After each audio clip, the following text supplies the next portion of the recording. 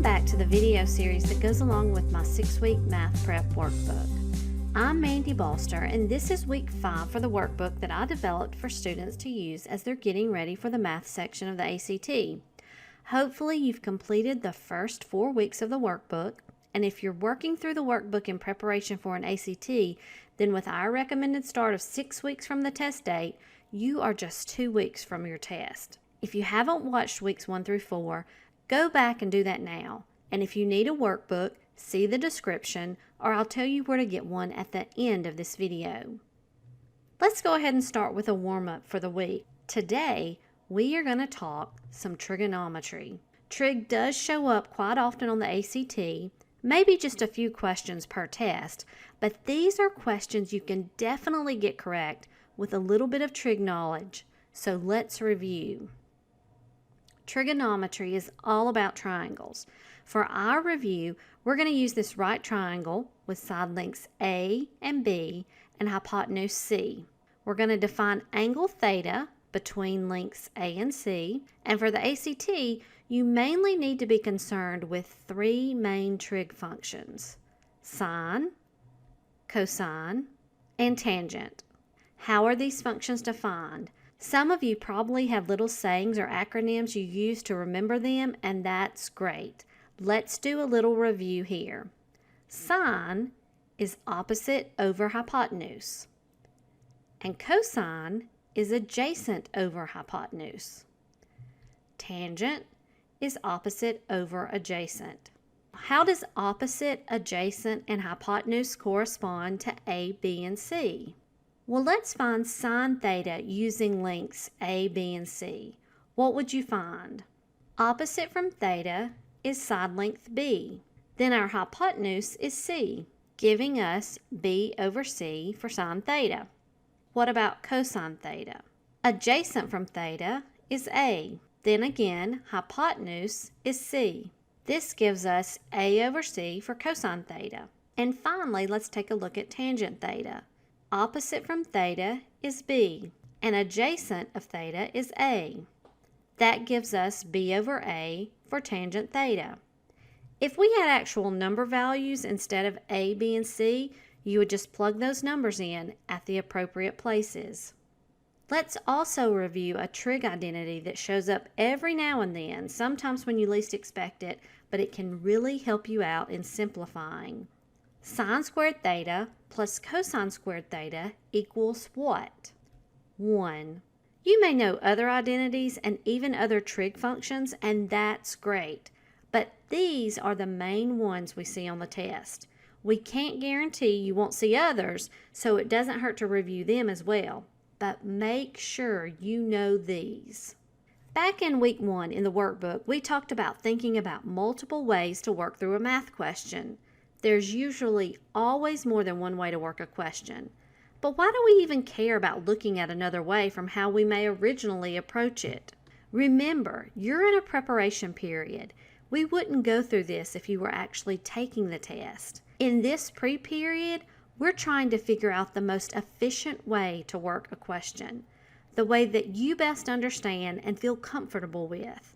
Some experts say that every ACT math question can be worked in 30 seconds or less. Some of you may want to try this and see during your prep time if you can meet that timing and get them correct. Make sure it's correct. Being able to complete each question in 30 seconds would definitely help with timing issues that most people face. But we want to make sure you understand the technique. Thinking about different ways to work a question may help you discover a technique that you understand even better than your original approach. So prep time is a great time to try this. Remember, since this is a multiple choice test, you don't have to work a question all the way to completion if you've already discovered the answer. Maybe you eliminate every choice but one. If you are sure about the ones you eliminated, mark the one remaining and move on. You also don't have to work a question like you often do in school. When I'm working a question, and I like to show all my steps, most teachers like for you to do this too, so they can check your work and make sure you understand. You don't necessarily have to do that on the ACT though. Your final answer is A, B, C, D, or E, or FGHJK. You don't have to provide any other justification for your answer. Come up with the answer in the way that suits your understanding the best. And finally, figuring out multiple ways to work a question during your prep time is a great exercise of your brain. We want to practice math skills and make new and stronger connections in our brain. This helps in your logic and problem-solving capabilities beyond the ACT.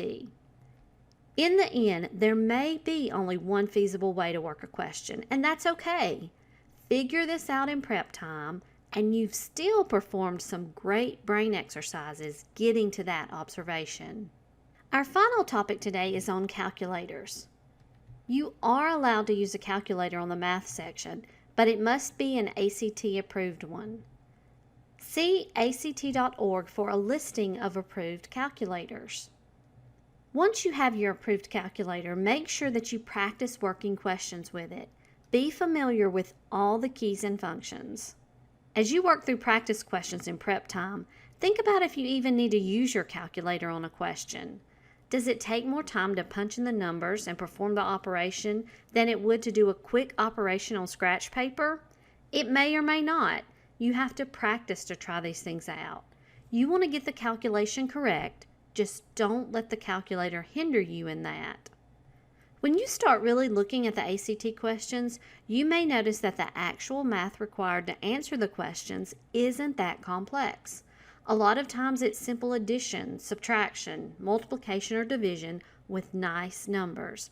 Now this isn't always the case. Just practice so you can use discretion as to when you'll need to use your calculator.